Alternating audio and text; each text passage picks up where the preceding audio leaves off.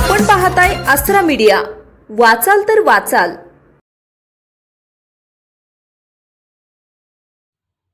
अकोला जिल्हा कावड व पालखी महोत्सव यात्रेनिमित्त सोमवारी होणाऱ्या कावड यात्रेच्या पूर्वतयारीचा आज गांधीग्राम इथं शिवसेनेच्या वतीनं आढावा घेण्यात आला। यावेळी घाट, रस्ते व स्ट्रीट लाईटची पाहणी करून यात्रेकरूंच्या सुरक्षिततेसाठी प्रशासनानं आवश्यक सुविधा तातडीनं उपलब्ध करून द्याव्यात अशी मागणी करण्यात आली। शिवसेना मुख्य नेते तथा उपमुख्यमंत्री एकनाथ शिंदे यांच्या मार्गदर्शनाखाली तसेच लोकसभा संपर्क प्रमुख राजन साळवी, विशेष प्रभारी जिल्हा प्रमुख ललित वानखडे यांच्या मार्गदर्शनात हा पाहणी दौरा झाला।